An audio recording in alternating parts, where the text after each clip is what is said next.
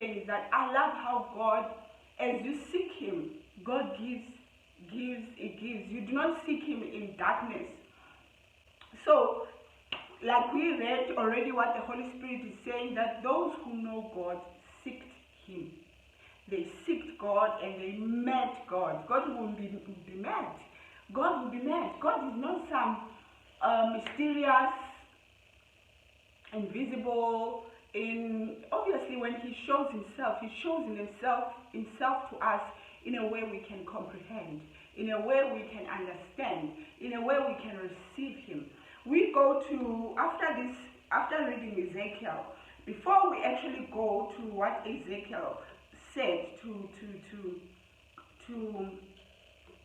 I want you to identify yourself. If you are struggling from limitation, you are struggling from you are just limited in the way you think, in the way you do things, in the way you see yourself, in how is this going to happen, God. If we read in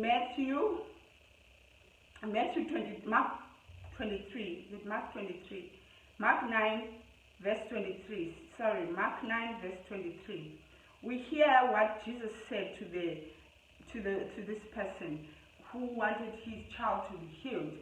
Jesus said unto him, if thou can believe, all things are possible to him that believes. And straight away, the father of the child cried out and said, with tears, Lord, I believe. Help my belief. One thing I like about this man, he's going to be honest. He's going to tell God that, you know what, for me to be here, I was brought by my belief. I'm here today because I do believe you are there. I believe. Those are the people I'm talking about, that they know about God. They know about God. Many people knew about God, about Jesus. When He was walking, they knew about Him. But some didn't even bring themselves in front of Jesus. Or some even brought themselves to Jesus, but had no demands to make from Jesus because they didn't meet Him. They didn't want to meet Him. So if you find yourself sometimes limited, have you met Him? Have you confessed and seen yourself in all honesty that what is troubling you? What is bringing you all this limitation? This man says, God, Lord, I believe, but you help my unbelief. Because all he was being honest about is that the reason why I'm here is because I believe. Whether he had seen Jesus heal or do his miracles, whether he had heard, we do not know. But he said, I do believe, but do help my unbelief. Because Jesus said, if you believe, all things are possible. I love the honesty of this man. And I want you to ask yourself, are you that person? Are you that man that you find yourself in the midst of, I am a Christian, here are other Christians, things are happening, people are growing, people are being blessed, people are moving forward. But look at me, I've been here in the same position.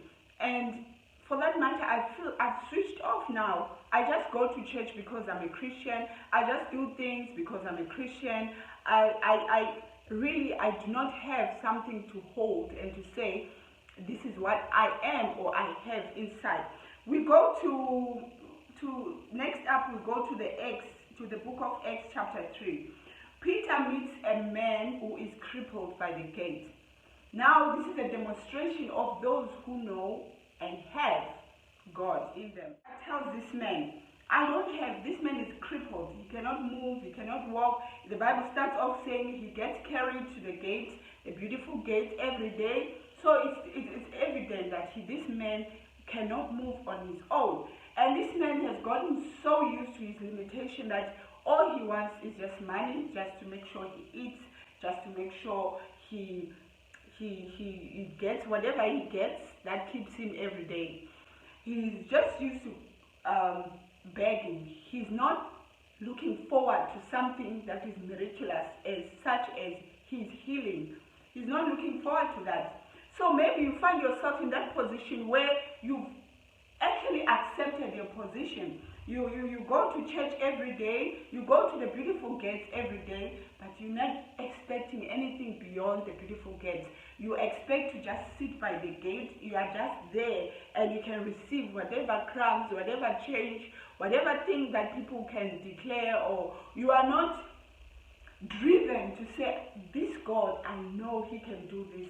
He's a God who can do all things. You are not driven to say such statement. Such statement intimidates you for that. So Peter tells this man, such as gold and silver I do not have, but I do have something else I can give you. By the power of Jesus Christ from Nazareth, stand up and walk. He says that with boldness. He says that with such conviction. He says that with a push and a drive from within, because he has it inside him. He has no doubt of what he has inside him. And we see the man gets up and the man walks. Now, you want to move from where you were this man who was sitting by the gate, or you were this man who said, I believe, but help my unbelief. You want to move yourself to where Peter says, such as gold I do not have, but this is what I have. Get up and go by Jesus Christ's name of Nazareth. So, here, limitation, we start seeing it for what it is. We start seeing